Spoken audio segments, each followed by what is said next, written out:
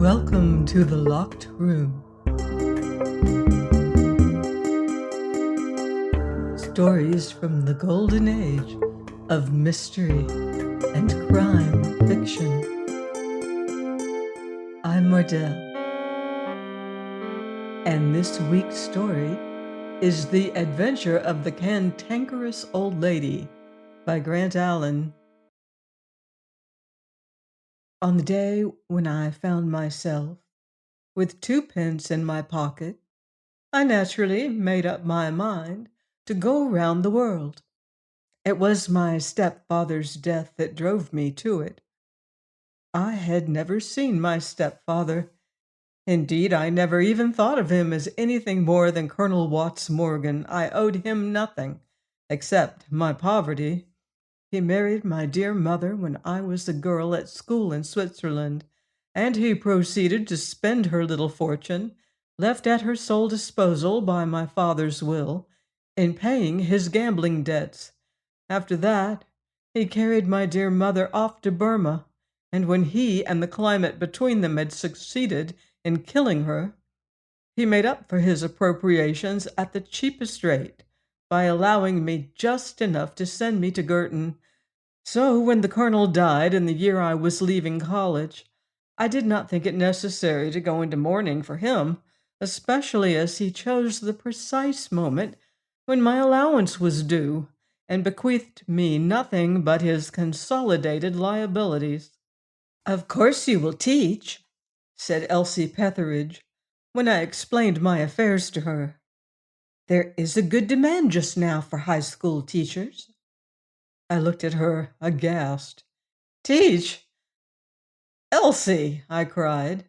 I had come up to town to settle her in at her unfurnished lodgings.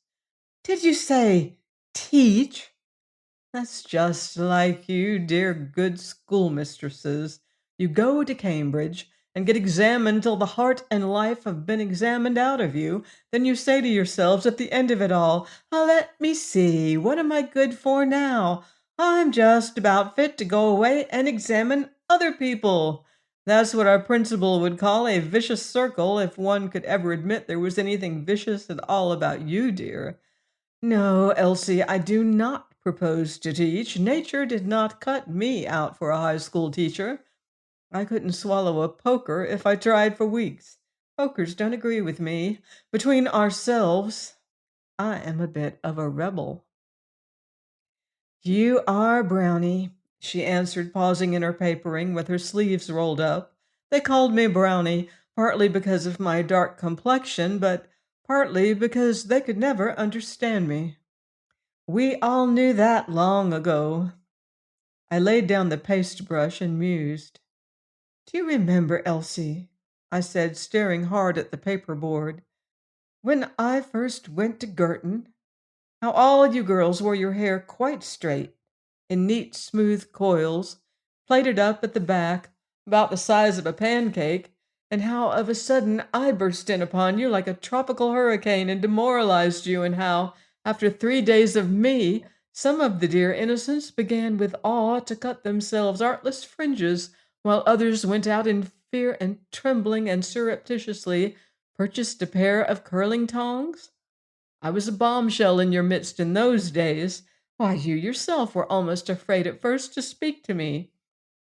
"You see, you had a bicycle," Elsie put in, smoothing the half-papered wall. "And in those days, of course, ladies didn't bicycle. You must admit, Brownie dear, it was a startling innovation. You terrified us so. And yet, after all, there isn't much harm in you."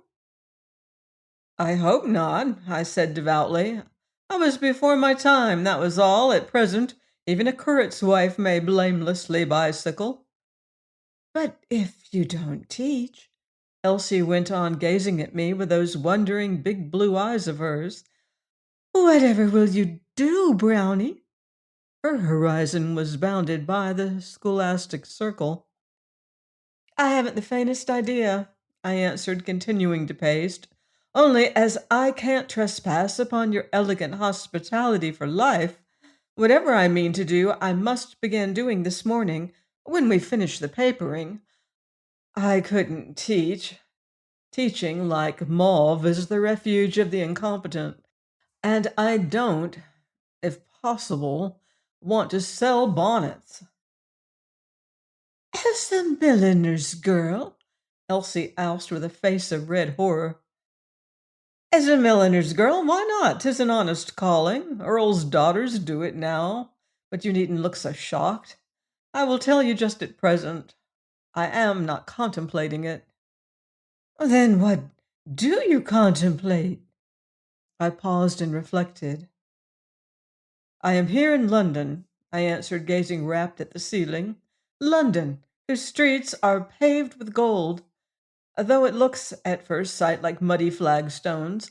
London, the greatest and richest city in the world, where an adventurous soul ought surely to find some loophole for an adventure.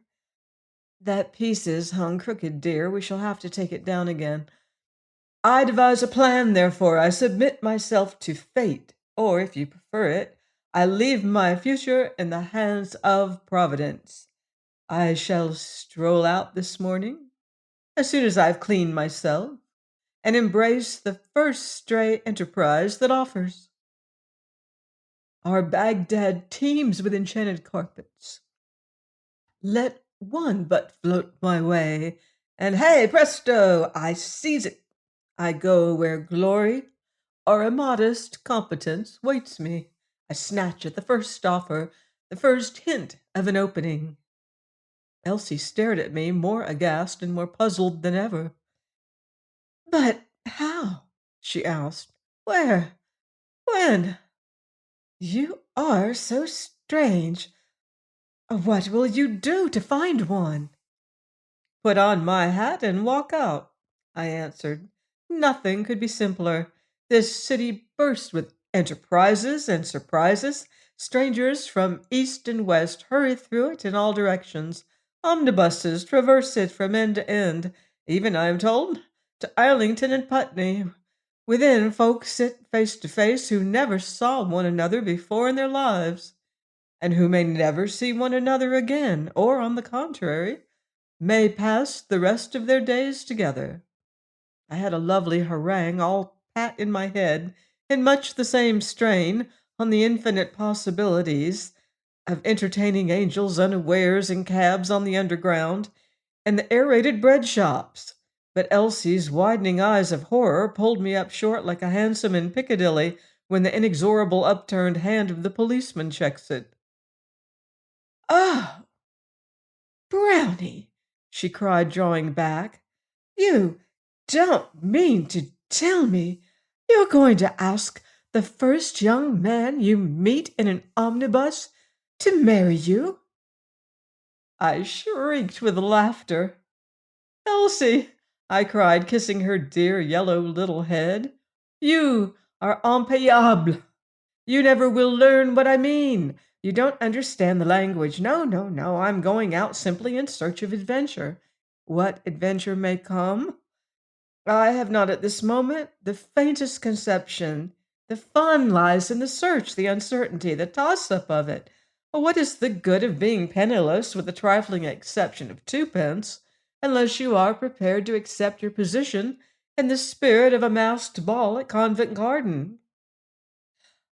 "I have never been to one," Elsie put in. "Gracious heavens, neither have I. What on earth do you take me for? But I mean to see where fate will lead me." "I may go with you?" Elsie pleaded. "Certainly not, my child," I answered. She was 3 years older than I, so I had the right to patronize her. "That would spoil all. Your dear little face would be quite enough to scare away a timid adventure." She knew what I meant. It was gentle and pensive, but it lacked initiative. So when we had finished that wall, I popped on my best hat and popped out by myself into Kensington Gardens. I'm told I ought to have been terribly alarmed at the straits in which I found myself. A girl of 21, alone in the world, and only twopence short of penniless, without a friend to protect, a relation to counsel her. I don't count Aunt Susan, who lurked in ladylike indigence at Blackheath, and whose counsel, like her tracts, was given away too profusely to everybody to allow one's placing any very high value upon it. But as a matter of fact, I must admit I was not in the least alarmed. Nature had endowed me with a profusion of crisp black hair and plenty of high spirits. If my eyes had been like Elsie's, that liquid blue which looks out upon life with mingled pity and amazement, I might have felt as a girl ought to feel under such conditions. But having large dark eyes with a bit of a twinkle in them, and being as well able to pilot a bicycle as any girl of my acquaintance, I have inherited or acquired an outlook of the world which distinctly leans rather towards cheeriness than despondency.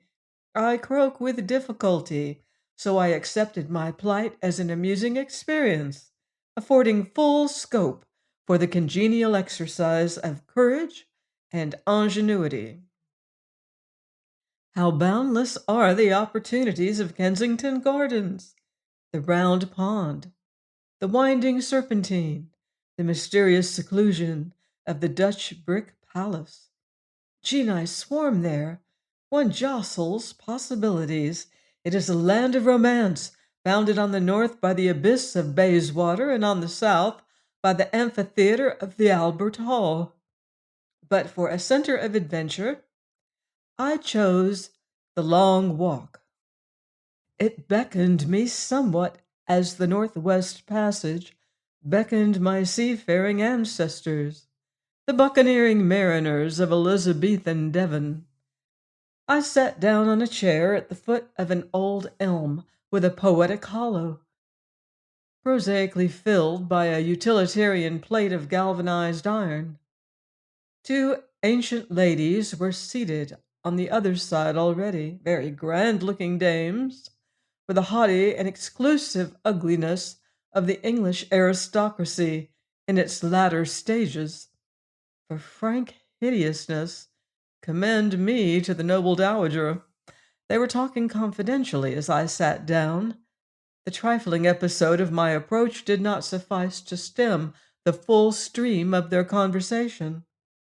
The great ignore the intrusion of their inferiors. Yes, it's a terrible nuisance, the eldest and ugliest of the two observed. She was a high-born lady with a distinctly cantankerous cast of countenance. She had a Roman nose, and her skin was wrinkled like a wilted apple. She wore coffee-colored point lace in her bonnet, with a complexion to match. But what could I do, my dear? I simply couldn't put up with such insolence. So I looked her straight back in the face. Oh, she quailed, I can tell you. And I said to her in my iciest voice, "You know how icy I can be when occasion demands it." The second old lady nodded an ungrudging assent, as if perfectly prepared to admit her friend's rare gift of iciness. I said to her, "Celestine, you can take your month's wages and half an hour to get out of this house." And she dropped me a deep reverence, and she answered, "Oui, madame, merci beaucoup, madame. Je ne désire pas mieux, madame." And out she flounced. So there was an end of it. Still you go to Schlagenbad on Monday? That's the point, on Monday. If it weren't for the journey, I should have been glad enough to be rid of the minx. I'm glad as it is, indeed, for a more insolent, upstanding, independent answer you back again, young woman, with a sneer of her own. I never saw Amelia. But I must get to Schlagenbad. Now there the difficulty comes in. On the one hand, if I engage a maid in London, I have the choice of two evils. Either I must take a traipsing English girl, and I know by experience that an English girl on the continent is a vast deal worse than no maid at all. You have to wait upon her, instead of her waiting upon you. She gets seasick on the crossing, and when she reaches France or Germany, she hates the meals, and she detests the hotel servants, and she can't speak the language. so that she's always calling you in to interpret for her in her private differences with the fille de chambre and the landlord, or else I must pick up a French maid in London. And I know, equally by experience, that the French maids one engages in London are invariably dishonest. More dishonest than the rest, even. They've come here because they have no character to speak of elsewhere, and they think you aren't likely to write and inquire of their last mistress in Toulouse or St. Petersburg. Then again, on the other hand, I can't wait to get a Gretchen, an unsophisticated little Gretchen of the Taunus at Schlagenbad. I suppose there are unsophisticated girls in Germany still. Made in Germany, they don't make 'em any longer in England, I'm sure. Like everything else, the trade in rustic insolence has been driven from the country.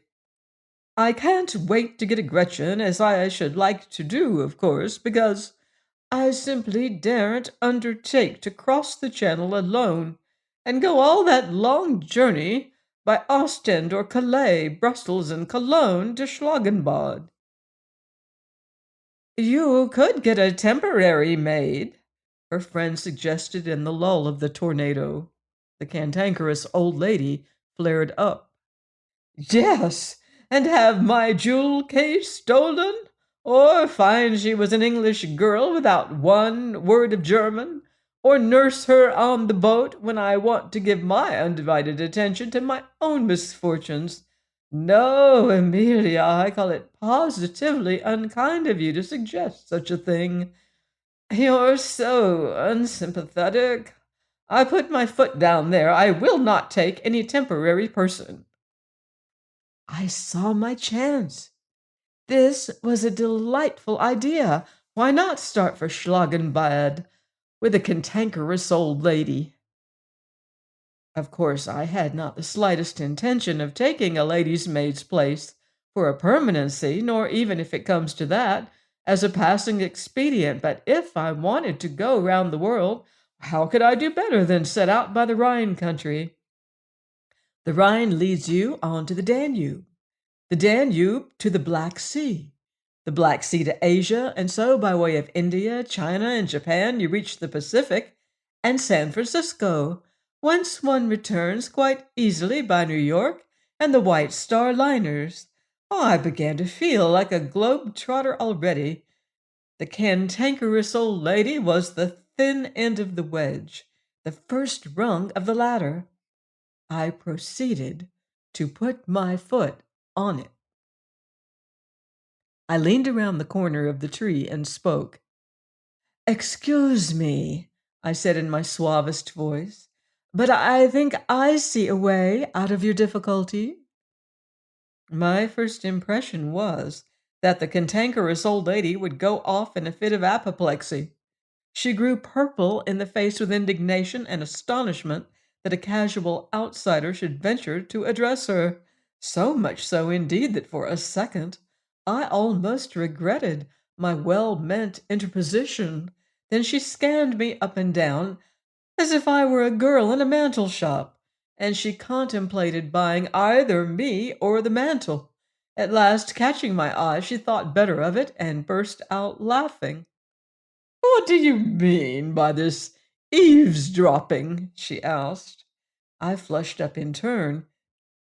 This is a public place, I replied with dignity, and you spoke in a tone which was hardly designed for the strictest privacy. If you don't wish to be overheard, you oughtn't to shout. Besides, I desired to do you a service. The cantankerous old lady regarded me once more from head to foot. I did not quail. Then she turned to her companion. The girl has spirit, she remarked in an encouraging tone, as if she were discussing some absent person. Upon my word, Amelia, I rather like the look of her. Well, my good woman, what do you want to suggest to me? Merely this, I replied, bridling up and crushing her. I am a Girton girl, an officer's daughter, No more a good woman than most others of my class, and I have nothing in particular to do for the moment. I don't object going to Schlagenbad. I would convey you over as companion or lady help or anything else you choose to call it. I would remain with you there for a week till you could arrange with your Gretchen, presumably unsophisticated, and then I would leave you. Salary is unimportant. My fare suffices. I accept the chance as a cheap opportunity of attaining Schlagenbad. The yellow-faced old lady put up her long-handled tortoise-shell eyeglasses and inspected me all over again. "Well, I declare," she murmured. "What are girls coming to, I wonder? Girton, you say, Girton? That place at Cambridge. You speak Greek, of course, but how about German?" "Like a native," I answered with cheerful promptitude. "I was at school in Canton Bern. It is a mother tongue to me." "No, no," the old lady went on, fixing her keen small eyes on my mouth. "Those little lips could never frame themselves to schlecht or wunderschön. They were not cut out for it." "Pardon me," I answered in German. "What I say, that I mean. The never-to-be-forgotten music of the fatherland's speech has on my infant ear from the first beginning impressed itself." The old lady laughed aloud. "Don't jabber at me, child," she cried. "I hate the lingo. It's the one tongue on earth that even a pretty girl's lips fail to render attractive. You yourself make faces over it. What's your name, young woman?" "Lois Cayley." "Lois? What a name! I never heard of any Lois in my life before, except Timothy's grandmother. You're not anybody's grandmother, are you?" "Not to my knowledge," I answered gravely. She burst out laughing again. "Well, you'll do, I think," she said, catching my arm. "That big mill down yonder hasn't ground the originality altogether out of you. I adore originality. It was clever of you to catch at the suggestion of this arrangement. Lois Cayley, you say? Any relation of a madcap Captain Cayley, whom I used once to know in the 42nd Highlanders?" "His daughter," I answered, flushing, for I was proud of my father. "Ah, I remember. He died, poor fellow. He was a good soldier, and his—" I felt she was going to say his fool of a widow, but a glance from me quelled her. "His widow went and married that good-looking scapegrace Jack Watts Morgan. Never marry a man, my dear, with a double-barreled name and no visible means of subsistence. Above all, if he's generally known by a nickname. So, you're poor Tom Cayley's daughter, are you?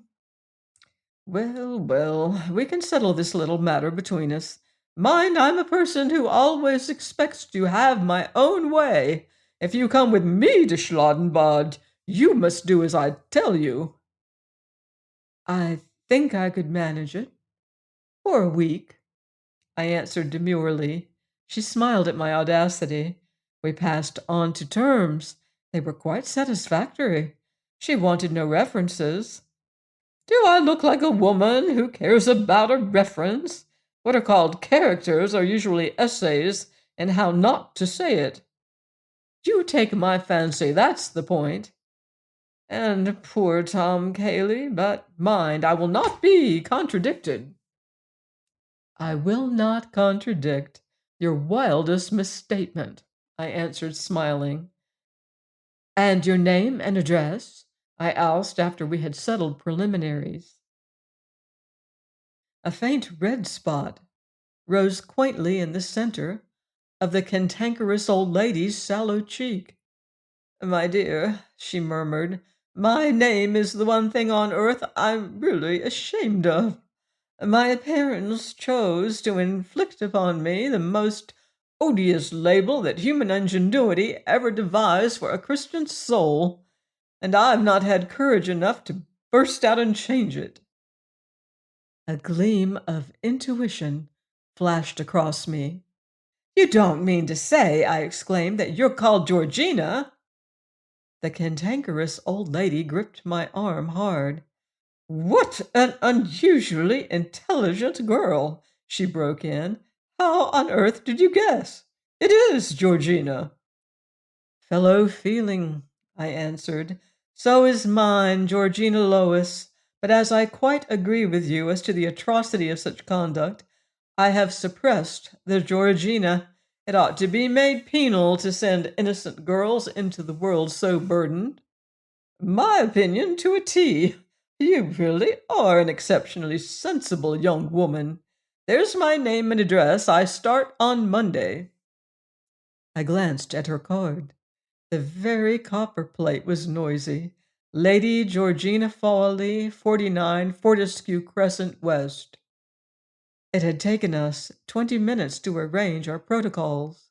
As I walked off well pleased, Lady Georgina's friend ran after me quickly. You must take care, she said in a warning voice. You've caught a tartar. So I suspect, I answered, but a week in Tartary will be at least an experience. She has an awful temper. That's nothing. So have I. Appalling, I assure you. And if it comes to blows, I'm bigger and younger and stronger than she is. Well, I wish you well out of it. Thank you. It is kind of you to give me this warning, but I think I can take care of myself. I come, you see, of a military family. I nodded my thanks and strolled back to Elsie's. Dear little Elsie was in transports of surprise when I related my adventure.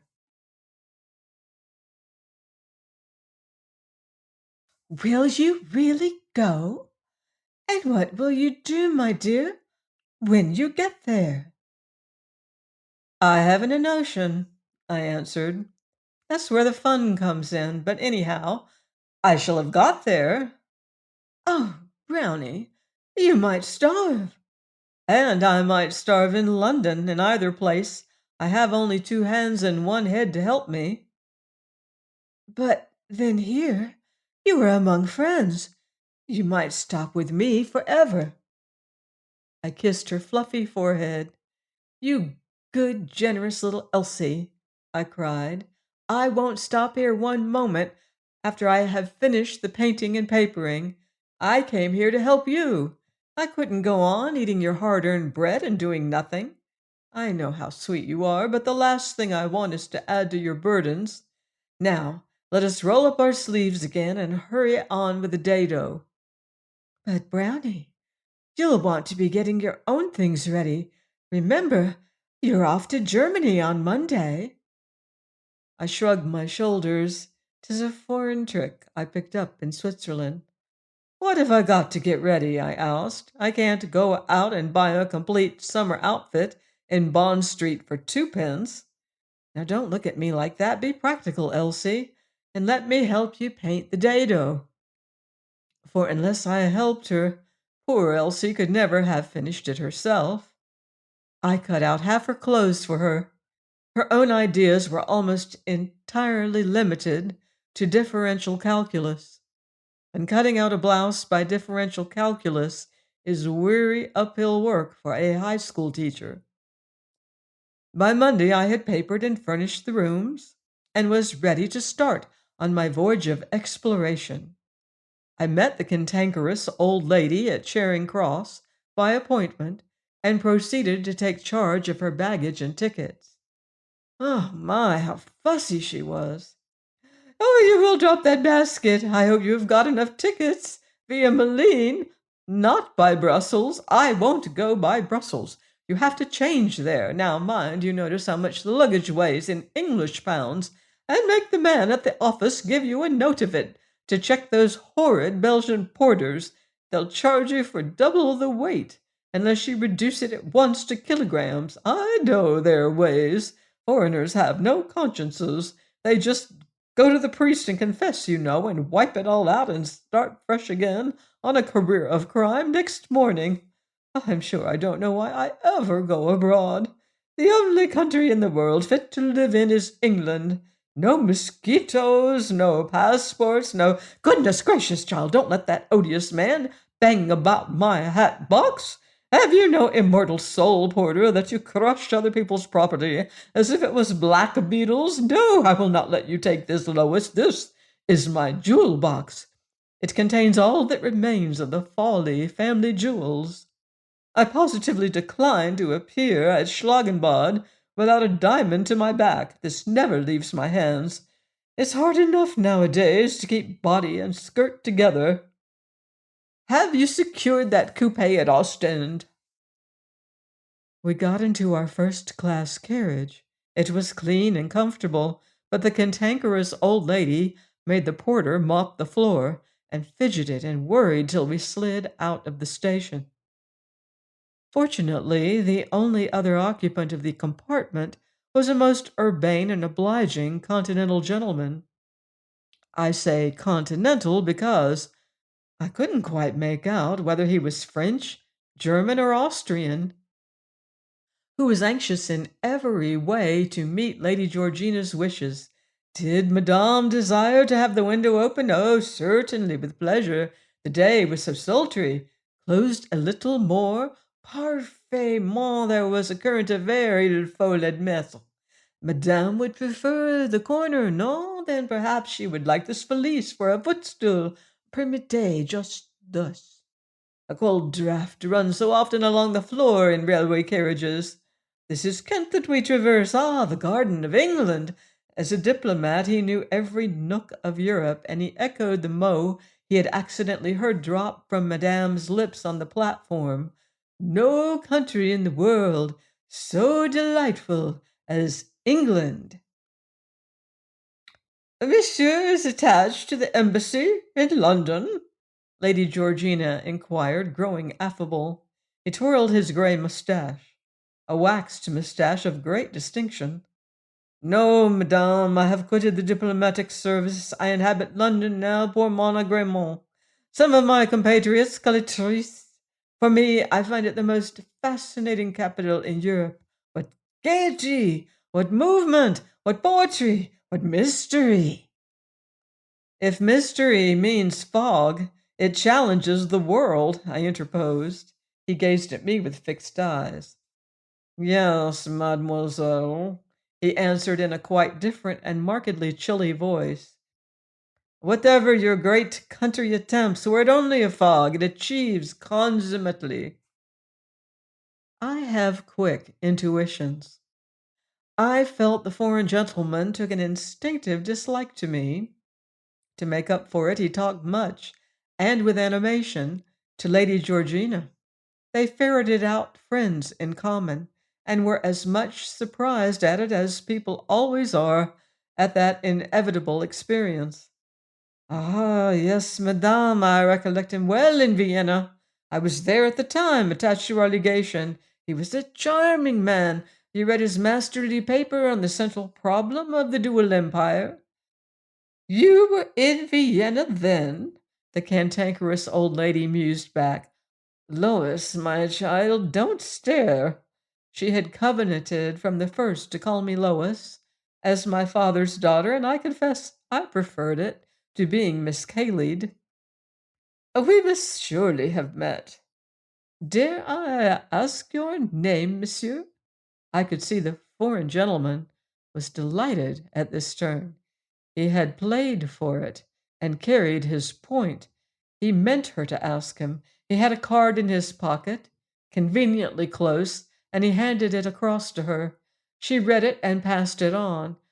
Monsieur le Comte de la Roche-sur-Loiret. Ah, I remember your name well, the cantankerous old lady broke in. I think you knew my husband, Sir Evelyn Fawley, and my father, Lord Kynaston. The Count looked profoundly surprised and delighted. What? You are then Lady Georgina Fawley?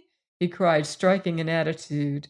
Indeed, milady, your admirable husband was one of the very first to exert his influence in my favor at Vienna.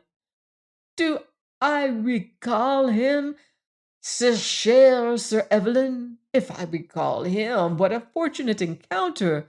I must have seen you some years ago at Vienna, milady, though I had not then the great pleasure of making your acquaintance. But your face had impressed itself on my subconscious self. I did not learn till later that the esoteric doctrine of the subconscious self was Lady Georgina's favorite hobby.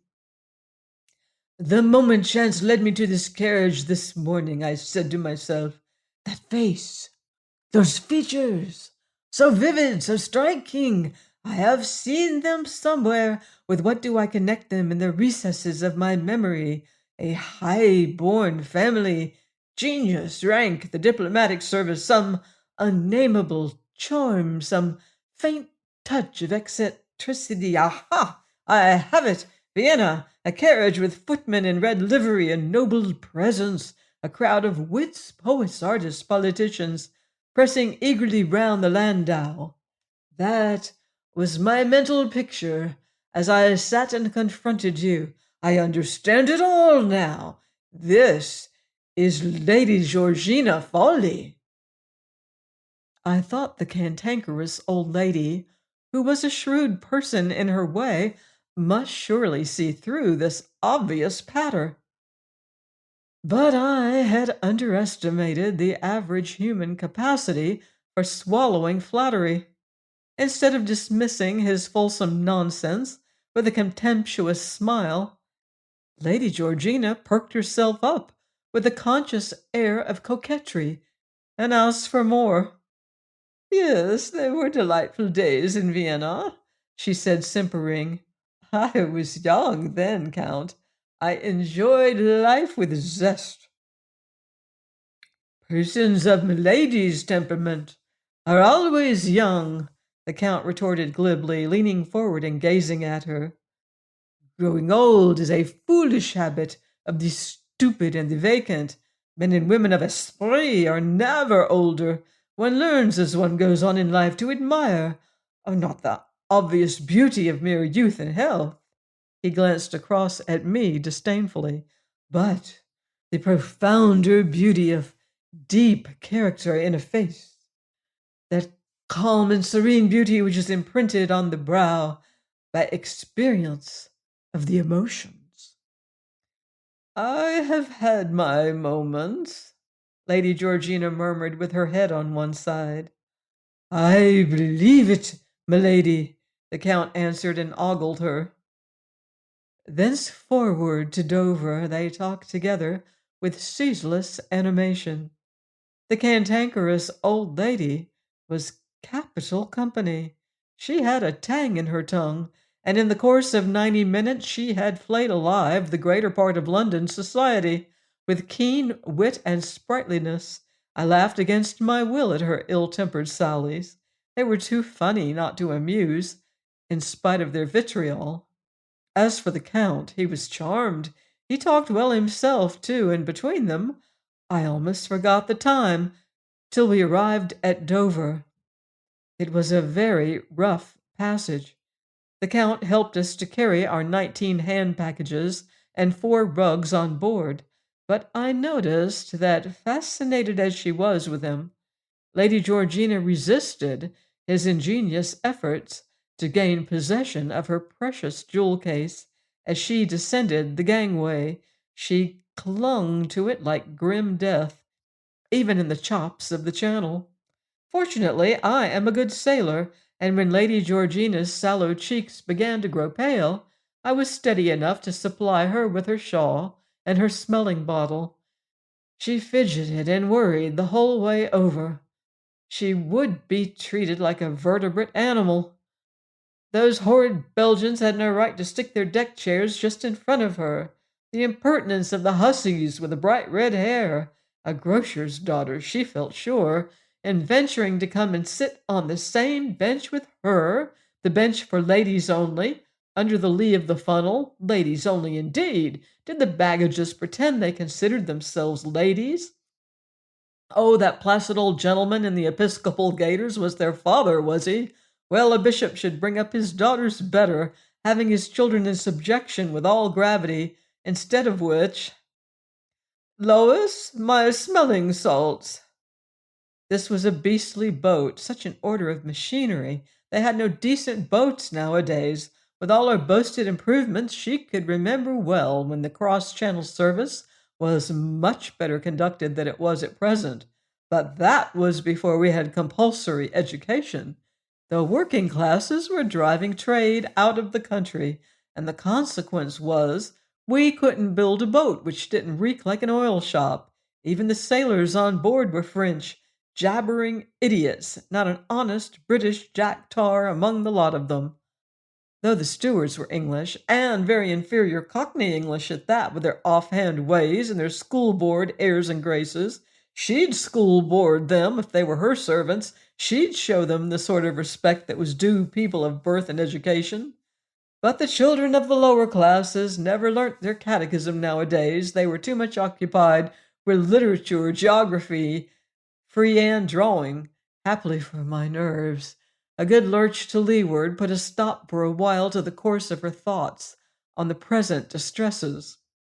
At Ostend, the Count made a second gallant attempt to capture the jewel case, which Lady Georgina automatically repulsed. She had a fixed habit, I believe, of sticking fast to that jewel case, for she was too overpowered by the Count's urbanity, I feel sure, to suspect for a moment his honesty of purpose. But whenever she traveled, I fancy she clung to her case as if her life depended upon it. It contained the whole of her valuable diamonds. We had 20 minutes for refreshments at Ostend, during which interval my old lady declared with warmth that I must look after her registered luggage, though as it was booked through to Cologne, I could not even see it till we crossed the German frontier, for the Belgian douaniers seal up the van as soon as the through baggage for Germany is unloaded. To satisfy her, however, I went through the formality of pretending to inspect it, and rendered myself hateful to the head of the douane by asking various foolish and inept questions, on which Lady Georgina insisted. When I had finished this silly and uncongenial task, for I'm not by nature fussy, and it is hard to assume fussiness as another person's proxy, I returned to our coupe, which I had arranged for in London. To my great amazement, I found the cantankerous old lady and the egregious Count comfortably seated there. Monsieur has been good enough to accept a place in our carriage, she observed as I entered. He bowed and smiled. Or rather, Madame has been so kind as to offer me one, he corrected.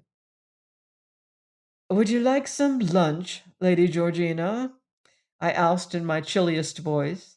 There are 10 minutes to spare, and the buffet is excellent. An admirable inspiration, the Count murmured. Permit me to escort you, milady. You will come, Lois? Lady Georgina asked. No, thank you, I answered, for I had an idea. I am a capital sailor, but the sea takes away my appetite. Then you'll keep our places, she said, turning to me. I hope you won't allow them to stick in any horrid foreigners. They will try to force them on you unless you insist. I know their tricky ways. You have the tickets, I trust? And the bulletin for the coupe? Well, mind you don't lose the paper for the registered luggage. Don't let those dreadful porters touch my cloaks. And if anybody attempts to get in, be sure you stand in front of the door as they mount to prevent them. As the Count handed her out, he was all high courtly politeness. As Lady Georgina descended, he made yet another dexterous effort to relieve her of the jewel case. I don't think she noticed it, but automatically once more she waved him aside. Then she turned to me. Here, my dear, she said, handing it to me. You'd better take care of it. If I lay it down in the buffet while I am eating my soup, some rogue may run away with it. But mind, don't let it out of your hands on any account. Hold it so on your knee, and for heaven's sake, don't part with it." By this time, my suspicions of the Count were profound. From the first, I had doubted him. He was so blandly plausible, but as we landed at Ostend, I had accidentally overheard a low whispered conversation when he passed a shabby looking man who had traveled in a second class carriage from London.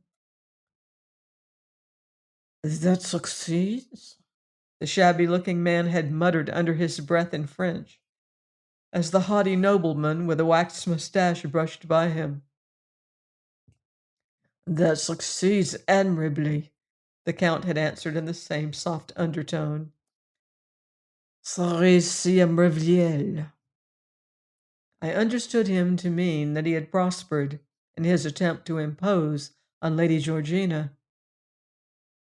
They had been gone 5 minutes at the buffet when the Count came back hurriedly to the door of the coupe with a nonchalant air.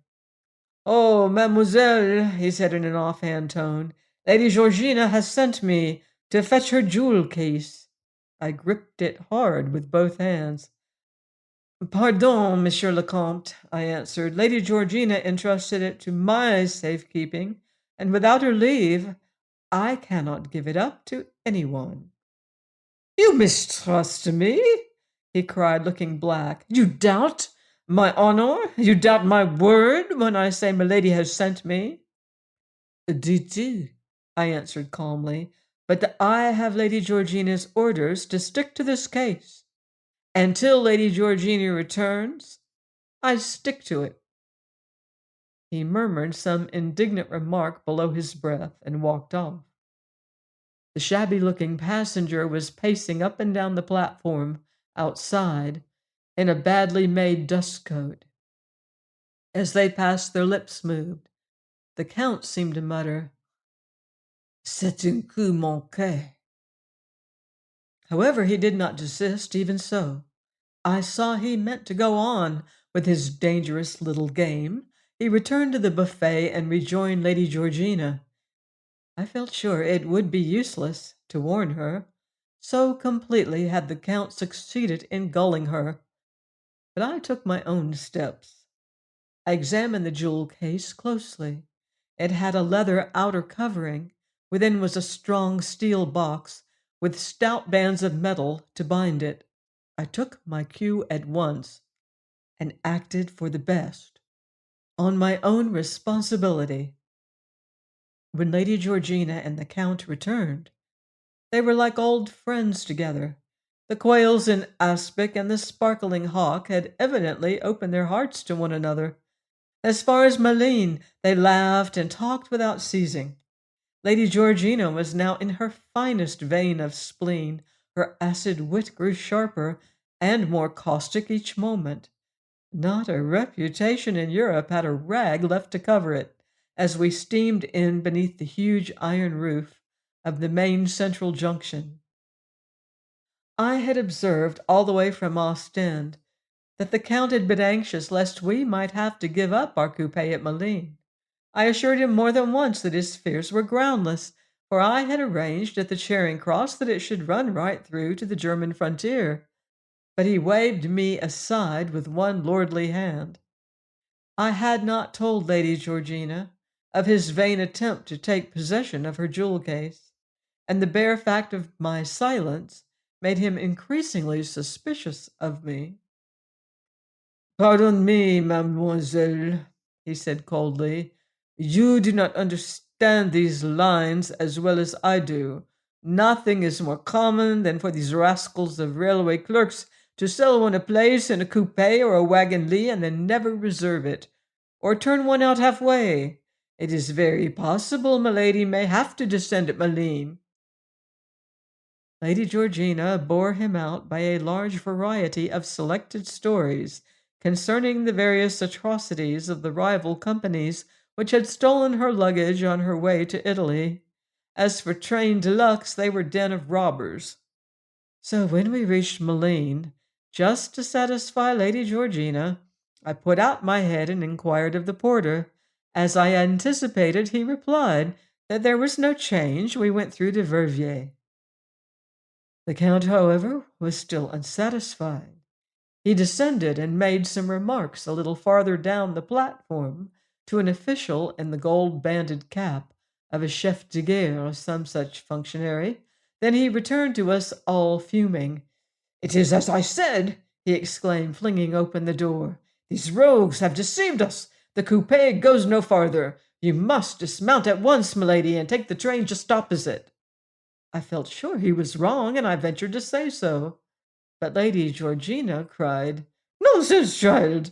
The chef de gare must know. Get out at once. Bring my bag and the rugs. Mind that cloak. Don't forget the sandwich tin. Oh, thanks, Count. Will you kindly take charge of my umbrellas? Hurry up, Lois, hurry up. The train is just starting." I scrambled after her with my 14 bundles, keeping a quiet eye meanwhile on the jewel case. We took our seats in the opposite train, which I noticed was marked Amsterdam, Bruxelles, Paris, but I said nothing. The Count jumped in, jumped about, arranged our parcels, jumped out again. He spoke to a porter, then he rushed back excitedly. "Mille pardon, milady," he cried. "I find the chef de gare has cruelly deceived me. You were right, after all, mademoiselle. We must return to the coupe." With singular magnanimity, I refrained from saying, "I told you so." Lady Georgina, very flustered and hot by this time, tumbled out once more and bolted back to the coupe.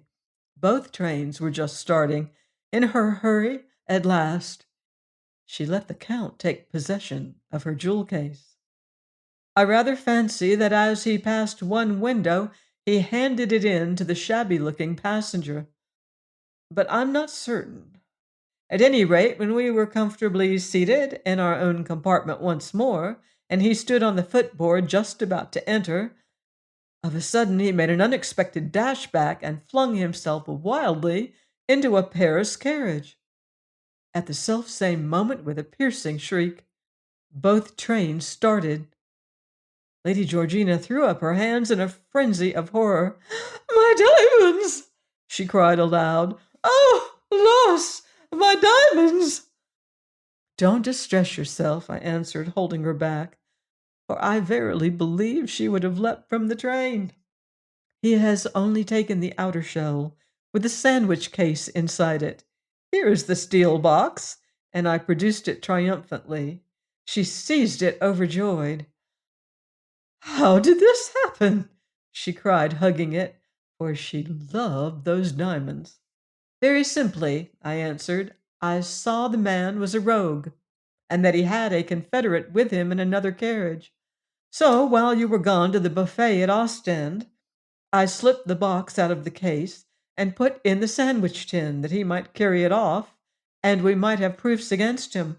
All you have to do now is to inform the conductor, who will telegraph to stop the train to Paris. I spoke to him about that at Ostend, so that everything is ready." She positively hugged me. "My dear," she cried, "you are the cleverest little woman I ever met in my life. Who on earth could have suspected such a polished gentleman? Why, you're worth your weight in gold. What the dickens shall I do without you at Schlangenbad?" Join me next time here on The Locked Room for more devious dealings and daring detection. In the meantime, beware of footsteps in the dark.